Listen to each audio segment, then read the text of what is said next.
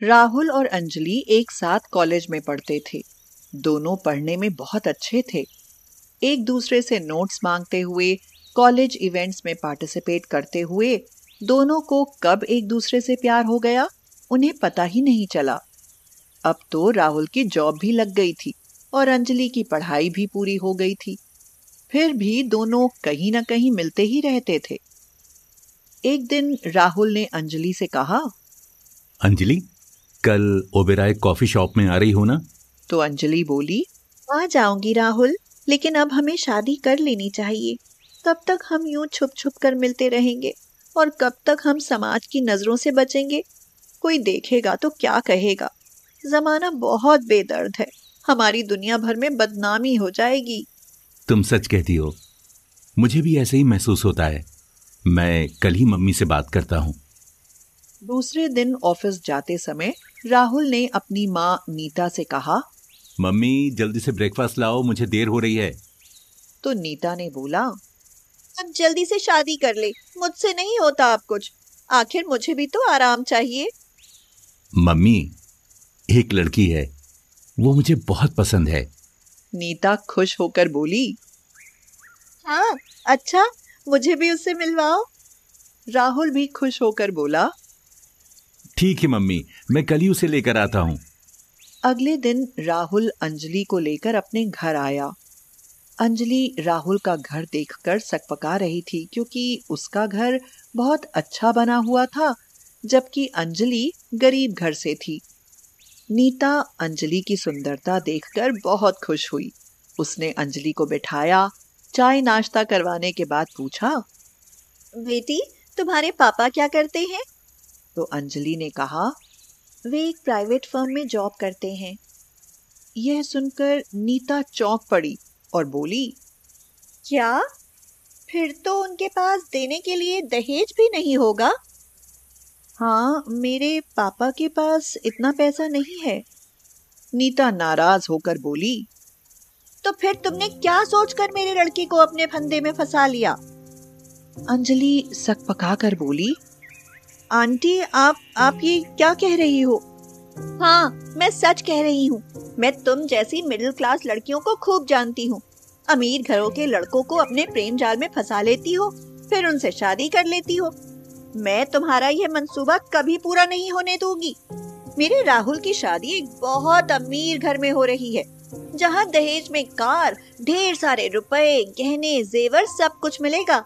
अब तुम यहाँ से दफा हो जाओ और दोबारा कभी राहुल से मिलने की कोशिश ना करना, नहीं तो मुझसे बुरा कोई नहीं होगा, समझी? अपमान के मारे अंजलि की आंखों में आंसू भर आए। वह वहां से रोती हुई निकल गई। राहुल बोला, मम्मी, ये आपने क्या किया? उसको नाराज कर दिया? वो कितनी अच्छी लड़की है, गरीब घर से है तो क्या हुआ? अरे वो आपकी बहुत सेवा करेगी।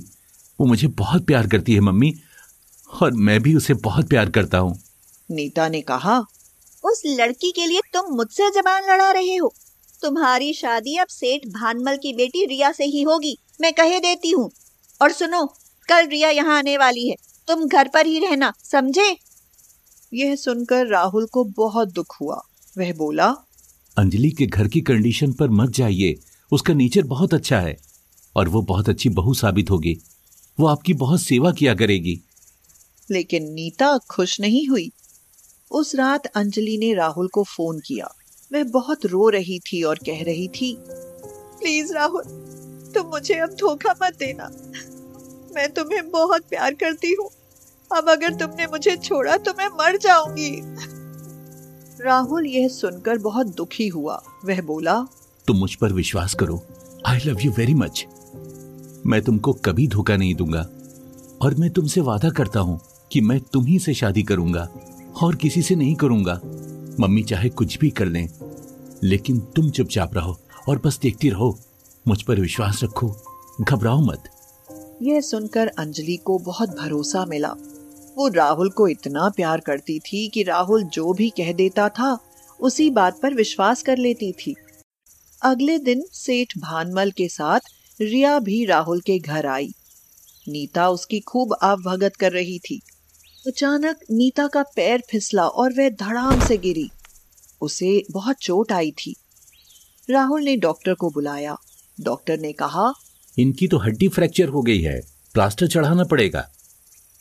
रिया यह देखकर बोली, डैडी जल्दी से घर चलिए, मुझे तो घबराहट हो रही है, यहाँ तो हॉस्पिटल बन गया है। राहुल ने कहा, रिया ये तुम क्या कह रही हो? ये मेरी मम्मी है, इनके चोट लगी है, तुम्हें रुककर इनकी देखभाल करनी चाहिए, ये तुम्हारी आंटी हैं। रिया भड़क कर बोली, माय फुट, मैं ओल्ड एज के बोर लोगों को लाइक नहीं करती। मेरे घर में मेरी देखभाल करने के लिए सैकड़ों नौकर रहते हैं, मैं तो अपने हाथों से अपने सैंडल भी नहीं पहनती। तुम क्या मुझे मेड बनाकर रखना चाहते हो? कितनी घटिया सोच है तुम्हारी। How stupid. राहुल से बर्दाश्त नहीं हुआ, वह चिल्ला पड़ा, बस करो, चुप रहो रिया, तुम मेरी मम्मी के लिए क्या बके जा रही हो? रिया उससे भी जोर से चिल्लाकर बोली, मैं ठीक कह रही हूँ, फ्रैक्चर हुआ है तो हॉस्पिटल में ले जाकर एडमिट कराओ। मेरी एक बात का जवाब देती जाओ, अगर तुम्हारी शादी होगी तो तुम मेरे यहां आकर रहोगी।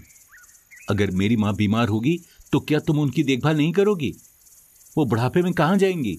अरे हमारे साथ ही तो रहेंगी ना। What rubbish! वृद्धाश्रम किसके लिए बने हैं? इसके लिए ओल्ड हाउस बने हैं ना। हम इस ओल्ड लेडी को नहीं झेल पाएंगे, मैं पहले से ही बता देती हूँ। तुम्हें शादी करनी है तो करो, नहीं तो ना करो। सेठ भानमल बोले, मेरी इकलौती बेटी है बेटा, मैं इसे बहुत प्यार करता हूं, तभी ये थोड़ी जिद्दी हो गई है। मैं इस पर प्रेशर नहीं डाल सकता और दुखी भी नहीं कर सकता। जैसा ये चाहे मैं वैसा ही करूंगा। ऐसा कहकर भानमल अपनी बेटी रिया को लेकर चले गए। नीता को यह सुनकर बहुत बुरा लगा। उसकी आंखों से अपमान के मारे आंसू निकल आए। वो रो रही थी। तभी राहुल ने अंजलि को फोन किया और कहा, अंजलि, मम्मी को चोट लग गई है और उनके फ्रैक्चर हो गया है, हॉस्पिटल ले जाना है, लेकिन उनके साथ जाने वाला कोई नहीं है, तुम तुरंत चली आओ। थोड़ी ही देर में अंजलि चली आई। वह नीता से बोली, ये तो बहुत बुरा हुआ मम्मी, आप घबराइए मत, मैं आपकी देखभाल करूंगी। जब तक आप ठीक नहीं हो जाती तब तक मैं रोज आपके लिए खाना बनाने आया करूंगी और आपकी देखभाल किया करूंगी।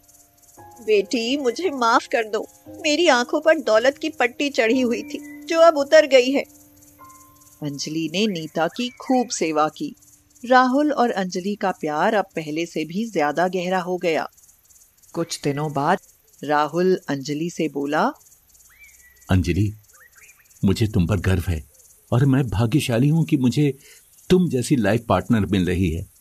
सच्चे प्यार का मतलब यही होता है कि एक दूसरे के दुख सुख में साझेदार होकर अपने साथी की मदद करें, और ऐसे ही सच्चे प्यार करने वाले से विवाह करके जीवन धन्य हो जाता है। नीता ने अपने पुश्तैनी कंगन लाकर अंजलि को पहना दिए और बोली, बेटी तुम बहू नहीं, मेरी बेटी बनकर रहोगी। तुमने अपने सच्चे प्यार और भोले भाले दिल से मेरा दिल जीत लिया है। कुछ दिनों के बाद नीता ने बड़ी खुशी और धूमधाम से अंजलि और राहुल का विवाह कर दिया।